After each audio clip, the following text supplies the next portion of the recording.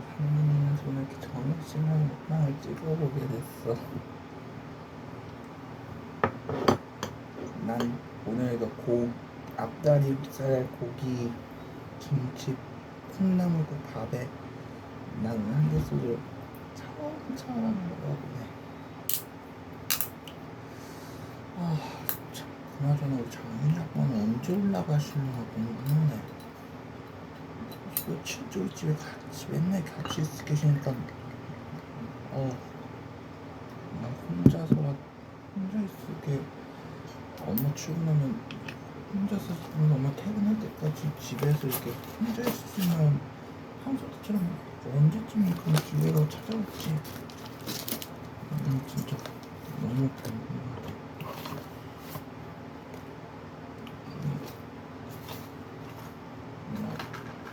이렇게 아빠까지 계시면 부담은 100배지. 100배 1000배 아주 부담이 엄청 되지.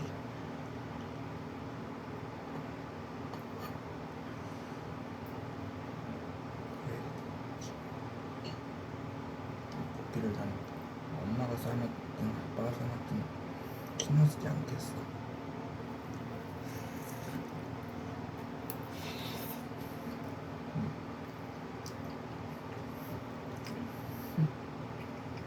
평소 때는 엄마가 이렇게 안 삶아주더니 오늘 웬일이야.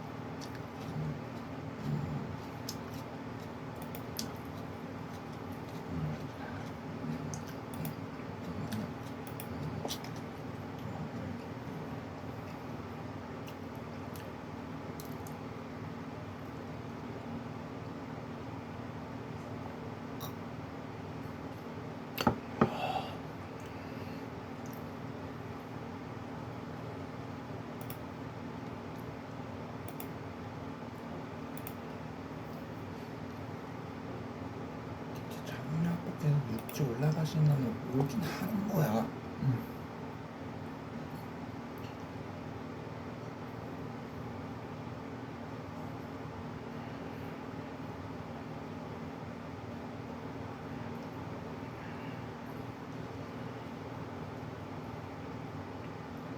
아니, 삶은 건 아빠가 삶았다고 해도 산 건 엄마가 사셨을 거 아니야.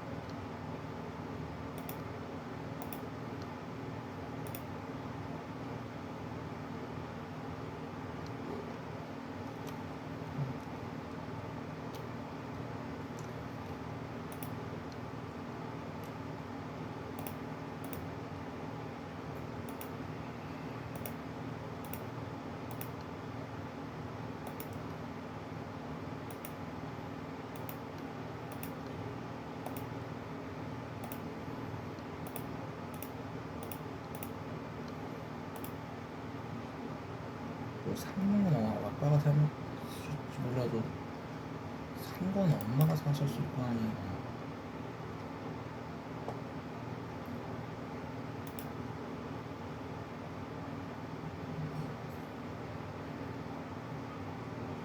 사는 게 복잡한 세상. 우린 떠나기로 했다.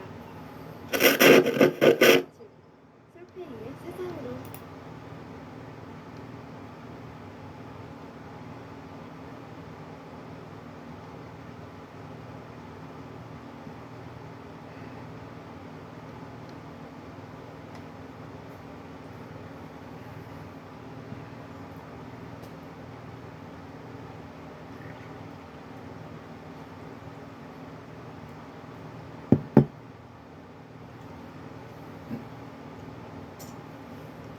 엄마께서는 이렇게 콩나물국까지 하셨네.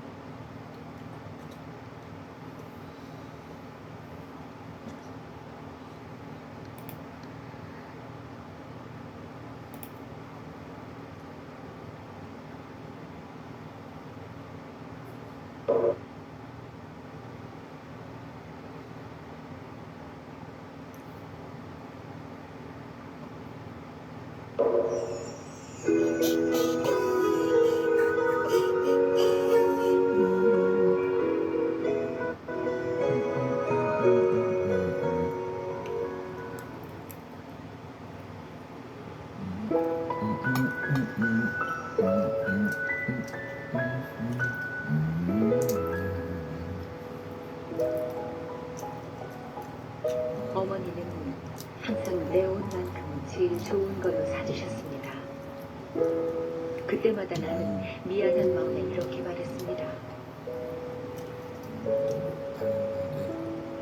공부도 못하는 아들 뭐 이쁘다고 이런 걸 사주세요. 그러면 어머니 또한 늘 같은 대답을 하셨습니다. 공부 잘하면 내 아들이고 못하면 내 아들 아니라니? 하나뿐인 아들이라 그런지 내게 극진하셨던 어머니. 그런데도 나는 그 사랑을 당연하게 생각했습니다. 어머니가 갑작스레 쓰러져 병원에 입원하시게 되면서 나는 그때야 그 사랑의 소중함을 사무치게 깨달았습니다. 빨래에 청소에 설거지까지. 해도 해도 끝이 없고 효도 나지 않는 집안일. 그 일을 평생 동안 하시면서도 힘들다, 고단하다라는 말씀을 단 한 번도 꺼낸 적 없으셨던 나의 어머니.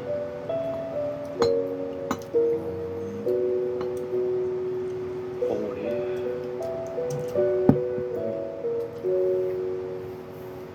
너덜너덜한 속옷을 볼 때면 어머니의 따스한 손길이 한층 더 애타게 그리웠습니다.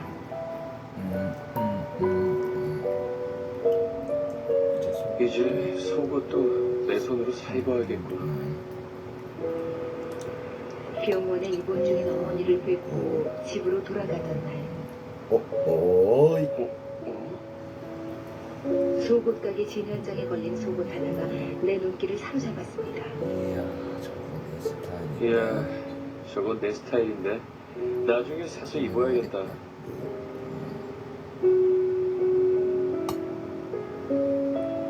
이젠 속옷조차 내 손으로 사서 입어야 한다니 내 처지가 차량맞게 느껴졌습니다.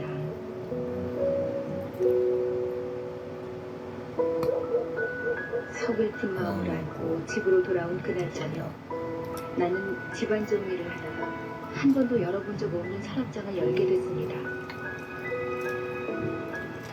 그런데 여는 순간 나는 깜짝 놀랐습니다. 눈여겨보았던 그 진열대 속옷이 내 서랍장에 곱게 담겨 있었기 때문이었습니다.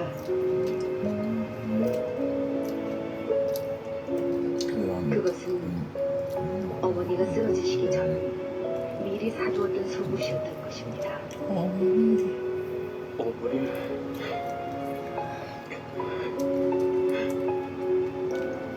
좋은 맛있는 것이 생기면 나부터 먼저 챙기시던 어머니. 당신 몸처럼 자식을 돌보시고 아들의 취향까지 모두 알고 계신 어머니의 큰 사랑. 서럽던 내 지난날이 부끄러웠습니다. 잘 개켜진 속옷들을 보자 눈물이 앞을 가렸습니다. 어머니의 속옷사랑은 몸뿐만 아니라 내 시린 마음까지도 따뜻이 감싸주었습니다.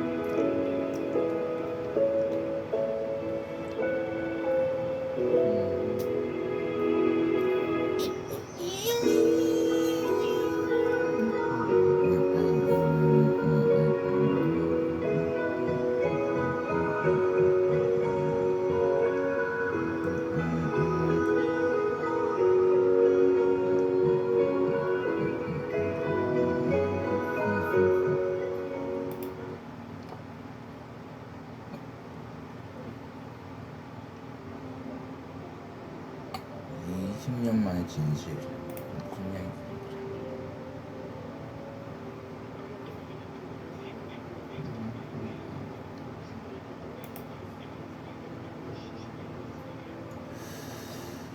그나저나 장훈이 아빠는 언제쯤 올라가시려는지 진짜 궁금해진다. 아주.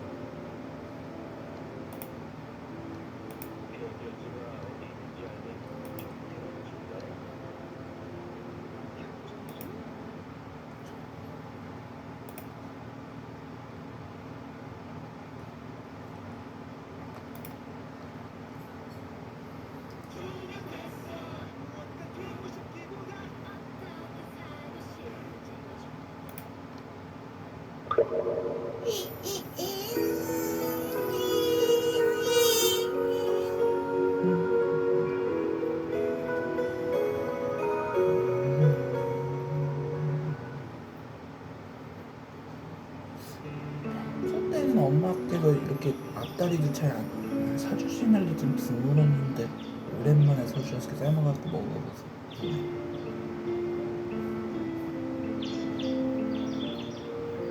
어린 동생을 둘이나 품에 안고 집안의 가장 노릇을 하며 살아가는 작은 소녀가 있었습니다.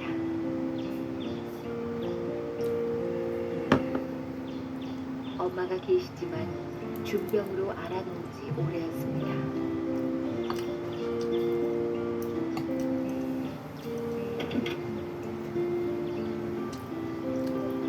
누나, 엄마가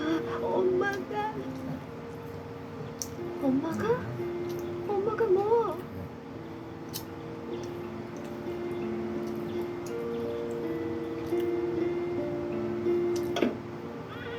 어느 날 소녀의 엄마한테 큰 고비가 닥쳤습니다. 엄마, 왜 그래 엄마? 눈 좀 떠봐. 엄마.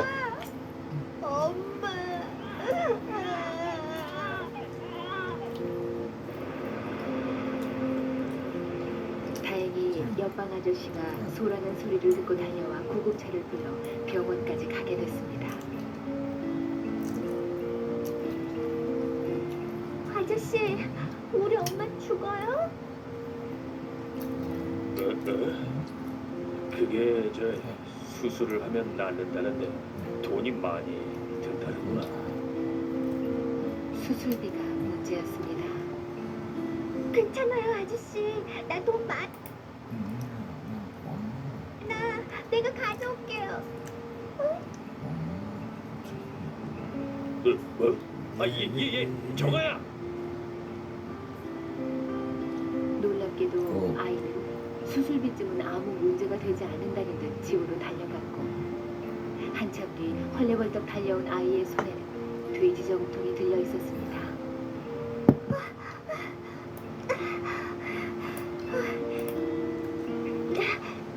여기요. 선생님, 여기 돈 많아요. 그니까 우리 엄마 살려주세요. 네? 보기에도 묵직한 돼지 저금통에는 10원짜리, 100원짜리 동전이 꽉 차 있었습니다. 이거 봐요. 거짓말 아니죠? 아이는 수술비를 낼 테니 엄마를 살려달라고 매달렸습니다. 우리 엄마 수술 받게 해줄 거죠? 아이가 기대에 찬 눈으로 의사를 올려다봤지만 그는 고개를 무겁게 내저었습니다. 안 된다, 얘야. 왜요? 왜냐하면은 말이지.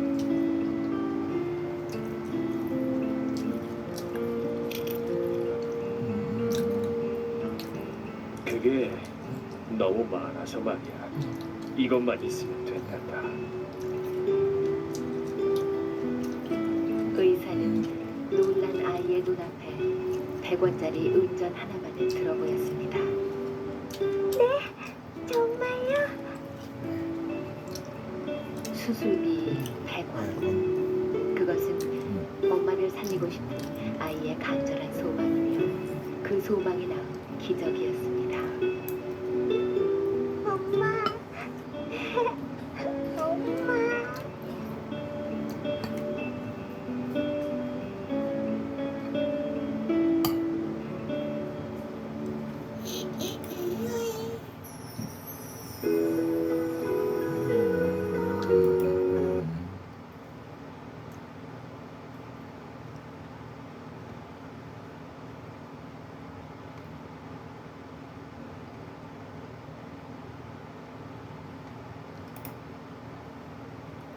드디어 뭐네? 이게 소문으로 듣던 이게 노무어 누나가 피자? 김민희잖아.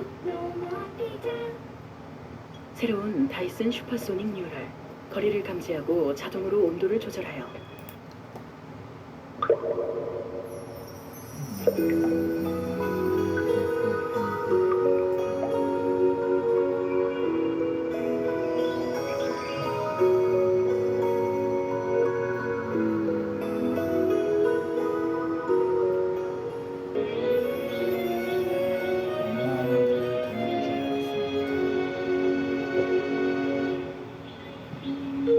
엄마는 그래도 되는 줄 알았습니다. 한여름 대학볕을 머리에 입채 후미지고 온종일 밭을 매도 되는 줄 알았습니다. 엄마는 그래도 되는 줄 알았습니다. 그 고된 일 끝에 찬밥 한 덩이로 부뚜막에 걸터 앉아 끼니를 때워도 되는 줄 알았습니다.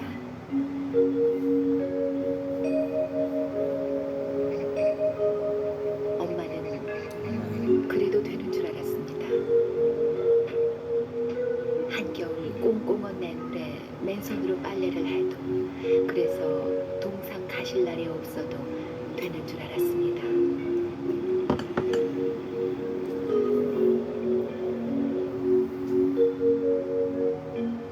난 괜찮다, 배부르다, 너희들이나 많이 먹어라.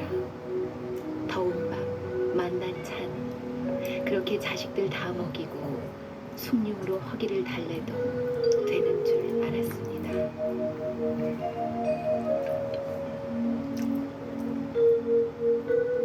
엄마는 그래도 되는 줄 알았습니다. 발뒤꿈치가 최해져 이불이 소리를 내고 손톱이 깎을 수조차 없게 달아 문드러져도 되는 줄 알았습니다. 엄마는 그래도 되는 줄 알았습니다. 술 좋아하는 아버지가 허구한 날 주정을 하고 철부지 자식들이 속을 썩여도 되는 줄 알았습니다.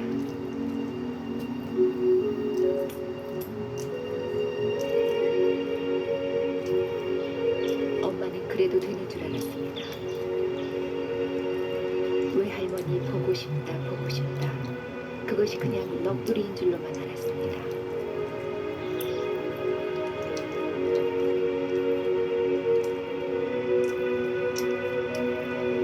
어느 날 아무도 없는 집에서 외할머니 사진을 손에 들고 소리지게 우는 엄마를 보고도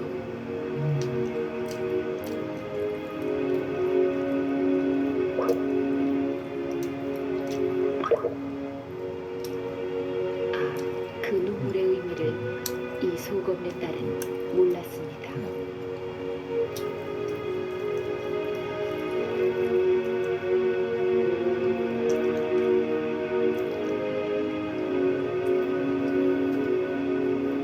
내가 엄마가 되고 엄마가 낡은 액자 속 사진으로만 우리 곁에 남았을 때 비로소 엄마는 그러면 안 되는 것인 줄을 알았습니다.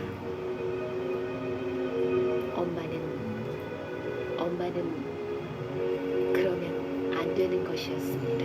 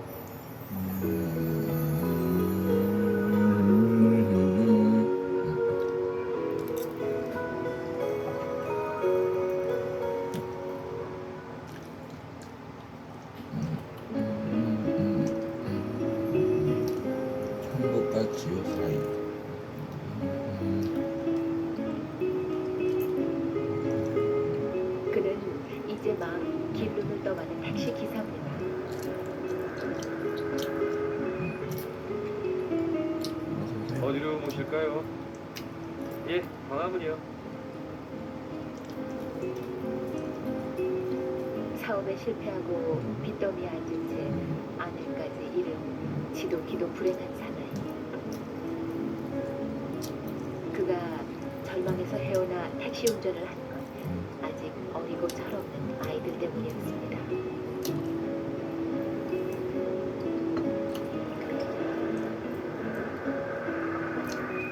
안녕히 가십시오. 회전 의자에 앉아 뭉칫돈을 굴리던 옛일 같은 건 잊은 지 오래. 택시 운전이라는 게 교통지옥을 헤매는 고단한 일이지만 한 푼도 부모와 빚을 갚는 재미로 비번도 없이 내 연속을 누볐습니다.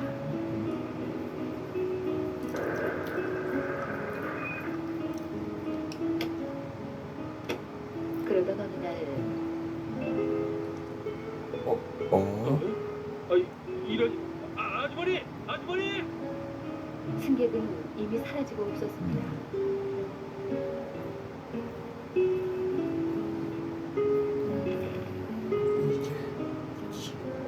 아니, 이런 이게 승객이 두고 내린 봉투 속에는 얼마인지도 모를 돈다발이 들어있었습니다.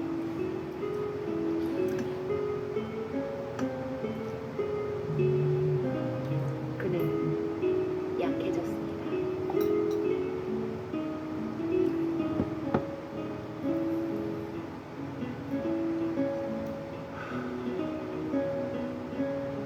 돈 때문에 치료 한 번 변변히 못 받고 저 세상으로 간 아내. 어깨를 짓누르는 빚더미. 좋은 옷, 만난 것 못해줘 안쓰러운 아이들.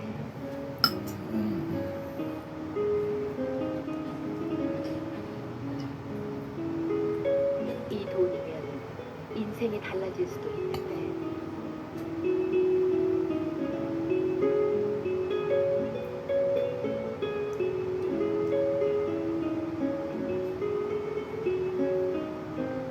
욕심과 양심이 엎치락뒤치락 싸우기를 몇 시간.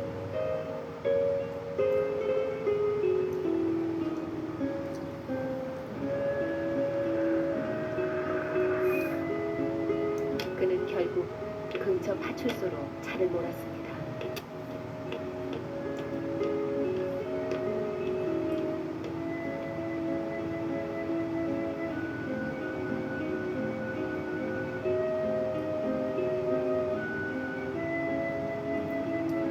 연락을 받은 돈 주인이 버선발로 달려왔습니다. 아휴, 이제 살았네, 살았어. 아휴, 큰일 날 뻔했는데 감사합니다. 아닙니다. 이 맞는지 확인해 보세요. 살이를 하고 싶다는 아주머니에게 그가 말했습니다. 반나절 동안 천국과 지옥을 12번도 더 왔다 갔다 했는데 이제 후련하네요. 그는 끝내 단 한 푼의 사례금도 받지 않았습니다. 무엇보다도 아이들한테 떳떳한 아빠로 남고 싶어서였습니다.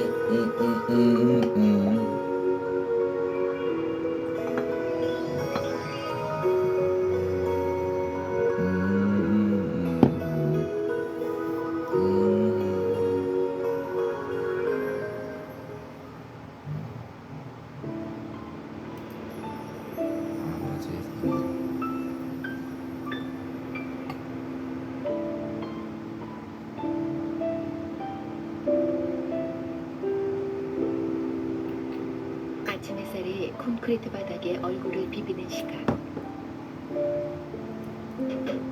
어느 순대국집에 한 여자애가 앞못 보는 어른의 손을 이끌고 들어섰습니다. 너절한 행사. 쾌쾌한 냄새. 주인은 한눈에 두 사람이 거린임을 짐작할 수 있었습니다. 저 이봐요. 아직 개시도 못했으니까 다음에 와요. 혹 다른 손님들에게 불쾌함을 줄까봐 염려돼 내보내려 했지만 아이는 아무 대꾸 없이 남자를 자리에 앉혔습니다. 그리고는 거저 먹으려는 게 아니라는 듯 구겨진 지폐와 동전을 한 주먹 꺼내놓고 순댓국 2그릇을 주문했습니다. 아저씨, 여기 순댓국 2그릇이요. 주인은 손짓으로 아이를 불렀습니다. 예, 예. 잠깐 이리 와 볼래? 아이가 쪼르르 주인 앞으로 다가갔습니다. 미안하지만 지금은 음식을 팔 수가 없구나. 거긴 예약 손님들이 앉을 자리라서. 아저씨, 빨리 먹고 갈게요. 오늘 우리 아빠 생일이에요. 아이는 잔뜩 움츠러든 채 주머니를 여기저기 뒤져서 한 주먹의 동전을 꺼내 보였습니다. 그래? 아, 그럼 저 끝자리에 가서 앉을래?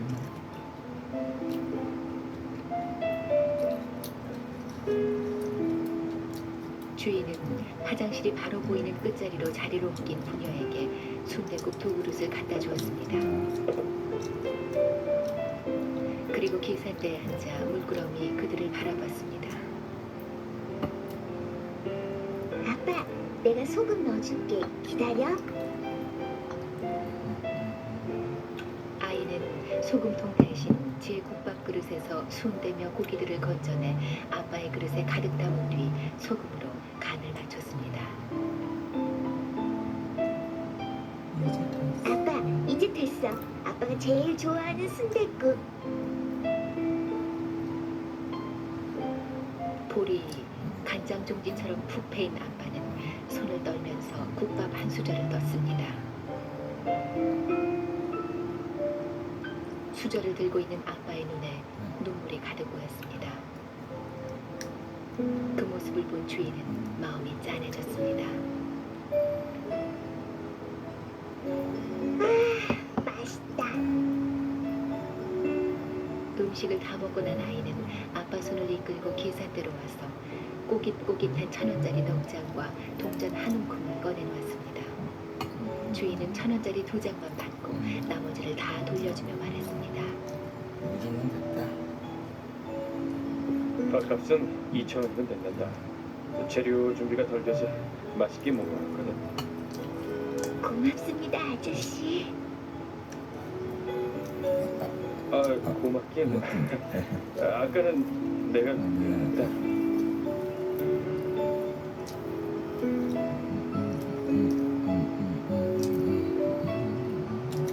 주인은 애써 웃으며 아픔을 감추는 아이와 서글픈 아빠의 얼굴을 똑바로 바라볼 수가 없었습니다.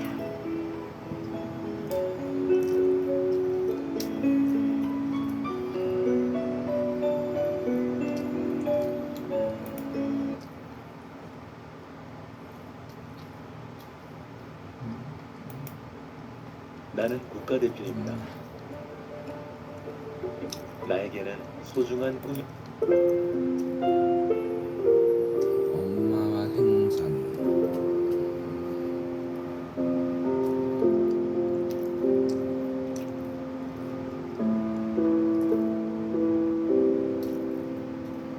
아버지가 돌아가신 뒤 엄마는 중증 장애인인 형과 나를 힘겹게 키우셨습니다.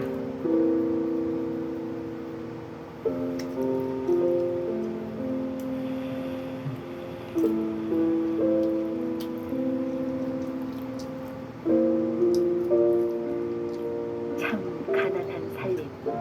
하지만 희망만은 누구보다 큰 부자였습니다.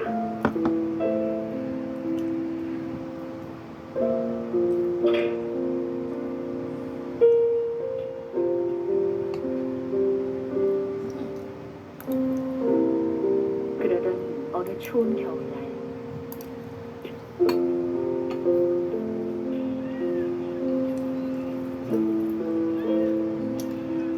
갑자기 색살 돈이 필요했던 시장에서 생선 좌판을 하고 있는 엄마를 찾아갔습니다. 그런데 엄마를 보는 순간 차마 돈 달라는 말을 할 수가 없었습니다. 낡은 목도리를 머리까지 칭칭 감고 질퍽이는 시장 바닥에 쪼그려 앉은 채 차가운 도시락을 먹고 계셨던 것입니다.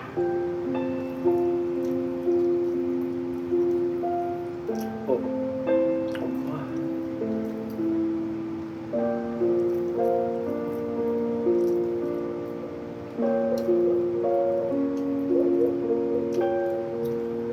그날 밤 나는 졸음을 쫓으려고 몇 번이나 책상에 머리를 찧어가며 책과 씨름했습니다.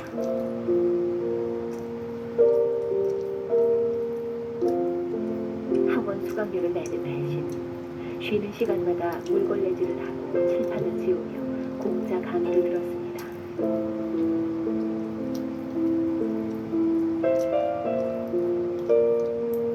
마음을 다져가며 열심히 공부하고 드디어 수능 시험을 치르고 그렇게 시간이 흘러 그토록 바라던 명문대에 합격하던 날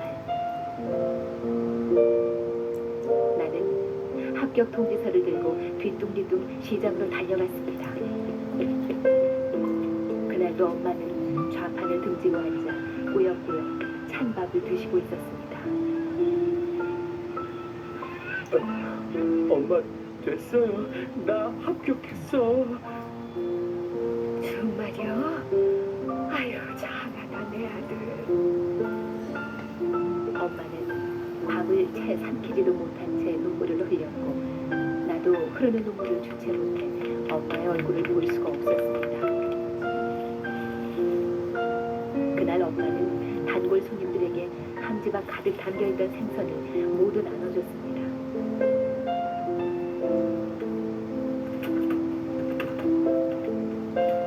형은 과일 배달을 하는 손수레에 나를 태우고 입고 있던 외투를 내 등에 덮어주며 알아들을 수 없는 말로 나를 자랑하며 시장을 몇 바퀴나 돌았습니다.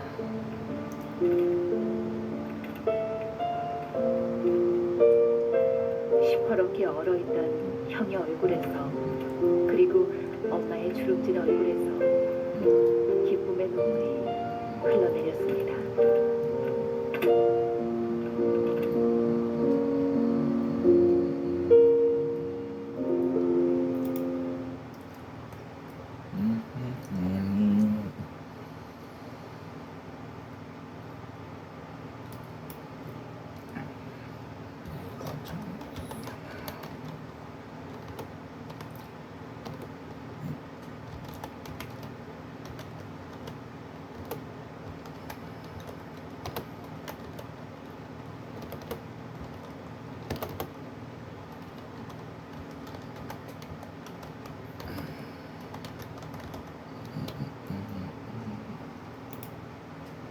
부장님 정도면 그 정도 차를 피는 게 맞죠. 거쳐서 살 필요는 없는 것 같아.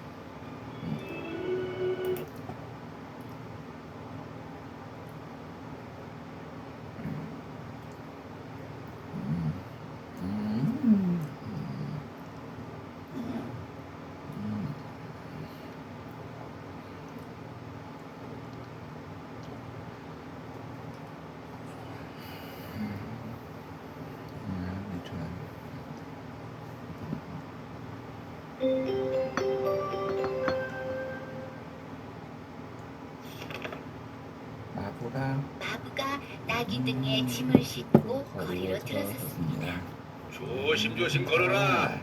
이 짐은 아주 소중하니까 조심해야 된다. 마부는 나귀의 갈기를 쓰다듬어주며 몇 번이나 같은 말을 하였습니다. 나귀는 주인이 채찍질 대신 친절하게 갈기를 쓰다듬어주자 기분이 좋았습니다. 더욱이 길을 가던 사람들이 자기를 향해 꾸벅꾸벅 절을 하는 것이었습니다. 평소에 자기에게 돌멩이를 던지며 짓궂게 굴던 아이들까지도 절을 하자 나귀는 더욱 우쭐해졌습니다. 이거 정말 이거 정말 희한하군. 사람들이 갑자기 나를 존경하게 되다니. 어허허허. 이제야 내가 얼마나 멋지고 잘난 낙인지를 알아주는구나. 나기는 나기는 임금이라도 된 기분이었습니다. 그래서 길 가운데 딱 버티고 섰습니다. 아니 갑자기 왜 이래? 아니 이놈이 갑자기 왜 이래? 이리야, 어서 가자. 마부가 고삐를 아무리 잡아당겨도 나기는 콧방귀만 낄 뿐 한 걸음도 움직이지 않았습니다. 마침내 화난 마침내 마부가 화가 난 마부가 나기의 궁둥이를 걷어찼습니다. 이놈아 이놈아, 사람들이 절하니까 너를 종교하는 걸로 착각하느냐? 너 보고 절하는 것이 아니야. 이 등에 실린 임금님의 조상아이 되고 절하는 것을 알아야지. 일어난 나기는 미련한 나기는 다시 채찍질을 당하며 길을 가게 되었죠.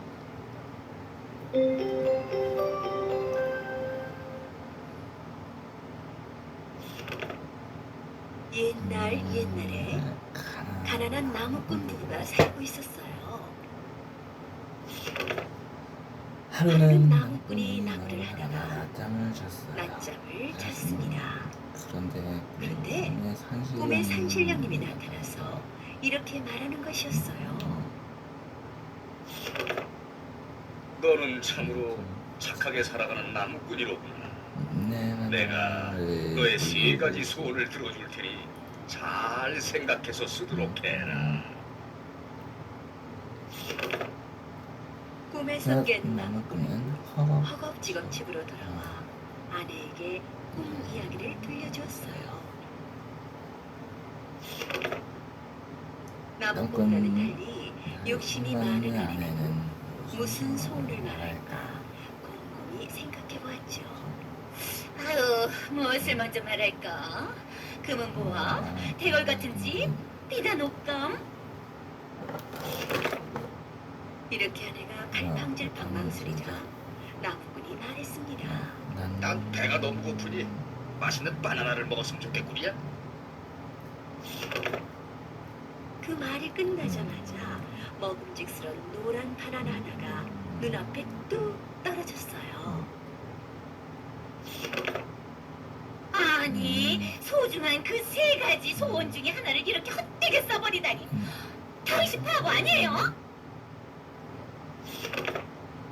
그 말을 들은 나무꾼은 홧김에 소리쳤어요. 그놈의 바나나, 당신 코끝에 찰싹 달라붙어 버려라. 그러자 바나나가 휙 날아서 아내의 코끝에 찰싹 달라붙었어요. 깜짝 놀란 아내는 바나나를 떼려고 아무리 애를 써도 바나나는 떨어질 생각도 하지 않았죠. 아내가 불쌍해 보여 나무꾼은 하는 수 없이 마지막 소원을 말했습니다. 바나나야, 떨어져라. 나무꾼은 이렇게 세 가지 소원을 허망하게 다 써버렸답니다.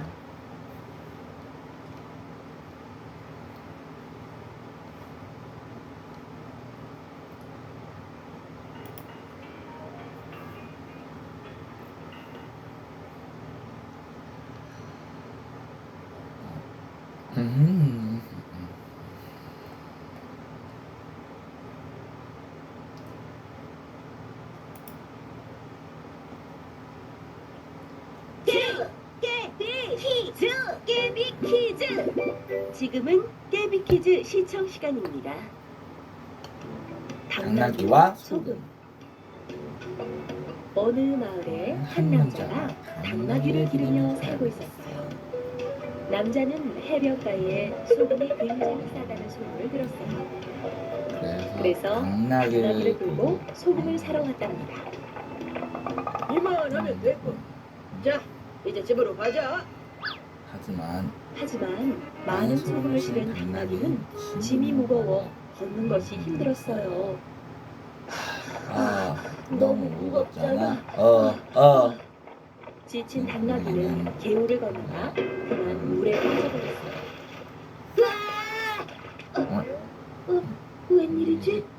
힘이 훨씬 가벼운걸? 실었던 소금이 녹았기 때문이었지요. 이런 소금을 다시 사야겠군. 주인은 주인은 소금을 소금을 더 사서 당나귀 당나귀 등에 실었어요. 이런 너무 무겁잖아. 옳지. 당나귀는 당나귀는 일부러 끌려 빠졌어요. 이야, 훨씬 나은 걸. 주인은 매우 화가 나서 집으로 집으로 돌아갔어요. 그리고는 며칠 뒤 다시 해변으로 갔어요. 이번에는 당나귀에 스펀지를 잔뜩 실었어요. 굉장히 무겁네. 맞다. 며칠 전 일이 생각난 당나귀는 개울을 건너다가 일부러 넘어졌어요. 그런데 이게 어찌 된 일인가요? 등에 실린 짐이 더 무거워졌지 뭐예요. 이상하다. 좋아, 한 번 더 해보는 거야. 하지만 소용이 없었어요. 당나귀는 두 배로 무거워진 짐을 지고 끙끙대며 집으로 돌아가야 했답니다. 세비 퀴즈. 앵무새가 말을 따라하는 이유. 앵무새가 말을 따라하는 이유. 옛날 어느 마을에 마음씨 고약한 농부가 앵무새를 키우며 살고 있었어요. 그리고 농부의 집 근처에는 닭을 키우는 이웃이 살았지요. 에이 이놈의 닭들 당장 내 집에서 나가지 못해. 농부는 이웃집의 닭들이 마음에 들지 않았어요. 아침마다 시끄럽게 울어대고 먹이를 쪼아 먹으러 농부의 집 마당까지 모여들었거든요. 저리 가. 저리 가란 말이다. 에이. 에이 그러던 어느 날이었어요. 어느새 자신의 집 마당에 모여 모이를 쪼는 닭을 지켜보던 농부가 입맛을 쩍쩍 다셨지요. 살이 아주 오동통하게 올랐는가? 닭 스프를 해 먹으면 정말 맛있을 거야.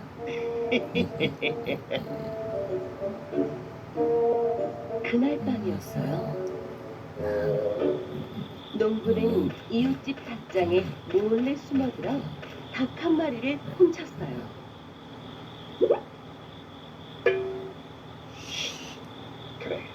그래 착하지.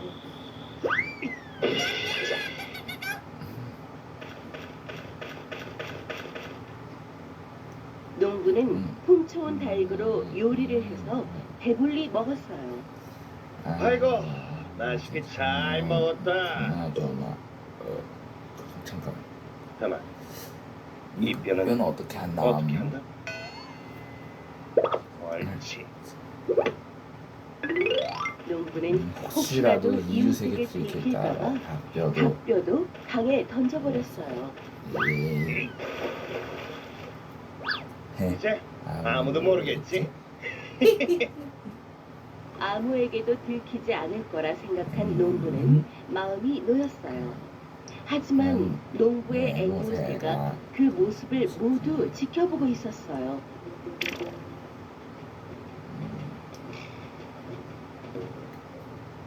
다음 날 여느 때와 같이 닭장을 들여다본 이웃 사람은 깜짝 놀랄 수밖에 없었어요. 12, 13, 14. 닭 한 마리가 어디 갔지? 이웃 사람은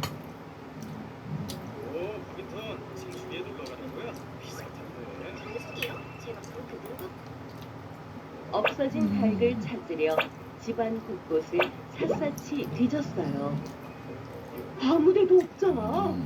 닭장에 있던 닭이 하룻밤새 어디로 사라질 리도 없고. 분명 누군가 내 닭을 훔쳐간 거야. 도대체 누굴까? 이웃 사람은 곰곰이 생각했어요. 얼마? 그러자 지난 일들이 주마등처럼 스쳐 지나갔어요. 이웃집 농부가 자신의 닭들을 빗자루로 쫓아내고 입맛을 다시며 쳐다보던 일들이었지요. 설마 농부의 짓일까? 아니야. 일단 찾아가서 이야기라도 들어봐야겠어. 이웃 이웃 사람은 사람은 농부를 찾아가 지난밤 닭 한 마리가 없어졌다고 털어놓았어요. 그러자 농부는 태어난 얼굴로 말했지요. 자네 닭이 나기요 없어졌다고? 그럼 숲속 어딘가를 헤매고 있겠지. 농부는 자신의 잘못이 들통날까 조마조마했지만 애써 마음을 가다듬었어요. 아니야, 그럴 리가 없어. 지금껏 닭들이 스스로 닭장을 빠져나간 적은 한 번도 없었단 말일세. 그럼 굶주린 야생 동물이 와서 잡아먹었겠지. 안 그런가? 아니에요. 아니에요. 그때였어요. 두 사람의 이야기를 가만히 듣고 있던 앵무새가 끼어들었지요. 오래전에는 앵무새도 사람처럼 말을 할 수 있었거든요. 주인님이 닭을 잡아먹었어요. 뭐? 앵무새의 말에 농부와 이웃사람이 깜짝 놀라 새장을 바라보았지요. 앵무새야, 그게 정말이냐? 이 녀석 조용히 하지 못해?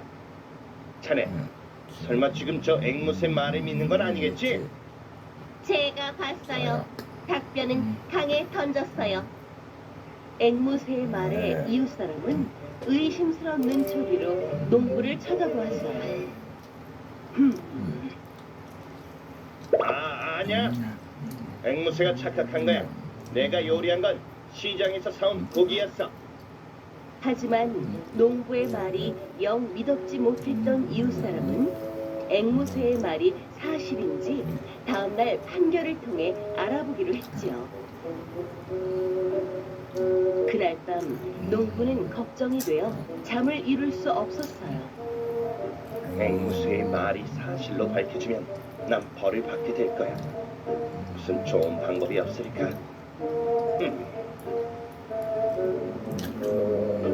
고민하던 농부는 바람에 펄럭이는 커튼을 보더니 곧 무릎을 탁 쳤어요. 옳지.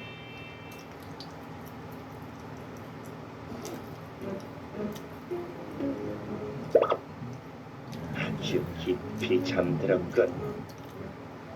농부는 앵무새가 잠든 것을 확인한 뒤 새장에 검은 천을 씌웠어요. 됐어. 그리고 천을 씌운 새장 위로 물이 똑똑 떨어지게 하고는 북을 두드렸지요. 퉁투둥 우르륵 쾅. 북소리에 놀라 잠을 깬 앵무새가 주변을 둘러보았어요.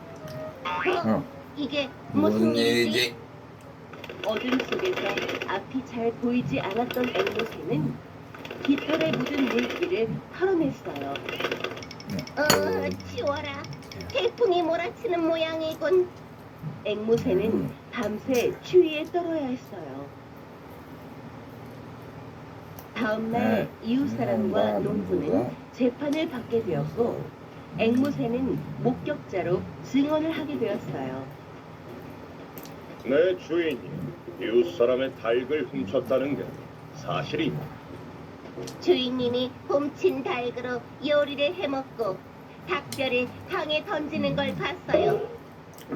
세상에. 어떻게 그럴 수가 있담? 어머. 앵무새의 말에 사람들이 마구 술렁거렸어요. 정말 똑똑히 봤단 말이지. 네. 네, 그때 농부가 큰 소리로 끼어들며 말했어요. 재판장님, 앵무새의 말을 믿어서는 안 됩니다. 제 앵무새는 거짓말을 잘 지어낸다고요. 그럼 그 말을 증명해 보아라. 네, 간단합니다. 앵무새에게 어젯밤 날씨가 어땠는지 물어보세요. 그럼 제가 한번 물어보겠습니다. 이웃 사람이 진지한 표정으로 앵무새를 바라보며 말했어요. 앵무새야, 사실대로 말해주렴. 어젯밤 날씨가 어땠니? 어젯밤에는 태풍이 불어 천둥 소리에 잠을 깼거든요. 비가 내려서 깃털도 다 젖었어요. 뭐? 태풍이라고? 도대체 무슨 말이야? 앵무새의 대답에 재판장이 술렁였어요. 전날 밤은 구름 한 점 없이 맑았거든요. 앵무새야. 어젯밤에 태풍이라니? 지금 무슨 말을 하는 거니? 이웃 사람은 원망하듯 앵무새를 바라보았어요. 사람들도 앵무새의 말이 모두 거짓이라는 듯 비난하기 시작했어요. 그럼 그렇지. 앵무새가 증언을 하다니 말도 안 돼. 맞아. 앵무새가 지어낸 거짓말인 거야. 보셨죠? 앵무새의 말을 모두 믿어서는 안 된다고요. 아이고. 결국 농부는 벌을 받지 않게 되었고 이웃 사람은 닭을 훔친 범인을 찾을 수 없었어요. 내가 거짓말을 하다니. 난 본대로 사실대로 이야기했을 뿐인데. 마음의 상처를 받은 앵무새는 몹시 슬펐어요. 그리고 사람들은 자신이 사실대로 이야기하는 것을 싫어한다고 믿었지요. 그래, 앞으로는 사람들이 하는 말만 따라하는 거야. 그날 이후 앵무새는 무슨 일이든 사실대로 말하지 않고 사람들이 하는 말을 따라하게 되었답니다.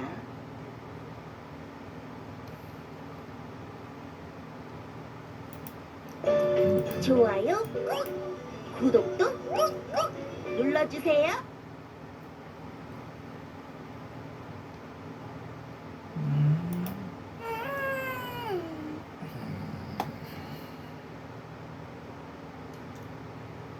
아빠가 아파도 제 옆에 있었으면 좋겠어요. 노루가 된 동생. 노루가 된 동생. 옛날에 어려서 부모님을 잃고 떠돌이가 된 오누이가 있었어요. 어느 날 묵을 곳을 찾아 헤매던 오누이는 길을 잃고 험난한 산길로 접어들게 되었어요. 누나, 우리 조금만 쉬었다 가자. 너무 힘들어. 안 돼서 가. 여기에 머물다간 무서운 산짐승을 만나게 될지도 몰라. 하지만 벌써 며칠째 쉴 새 없이 걷기만 했는걸. 배도 고프고 너무 졸려. 동생이 부르퉁한 얼굴로 투덜대자 누이는 주변을 둘러보았어요. 하지만 근처에는 먹을 만한 것도 묵을 만한 곳도 보이지 않았어요. 서가, 누나가 먹을 것이라도 좀 구해올게. 누나 혼자서? 응, 금방 다녀올 테니 어디 가면 안 돼. 누이가 서둘러 길을 나섰어요. 혼자가 된 동생은 우두커니 앉아 누이가 돌아오기만을 기다리고 있었지요. 그때 문득 저만치 않게 움푹 파인 웅덩이 하나가 눈에 들어왔어요. 저게 뭐지? 무슨 발자국 같기도 하고. 호기심에 다가가던 동생의 눈이 반짝 커졌어요. 웅덩이 안에 맑고 깨끗한 물이 찰랑찰랑 고여 있었던 거예요. 동생은 잠깐의 망설임도 없이 웅덩이의 물을 손에 담아 마셨어요. 아, 시원하다. 물을 마시니까 기운이 나는 것 같아. 그때였어요.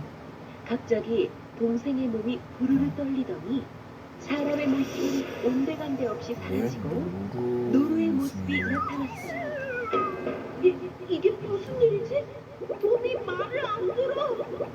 발버둥을 쳐봤지만 길쭉한 다리만 제멋대로 날뛸 뿐이었어요. 잔뜩 겁에 질린 동생이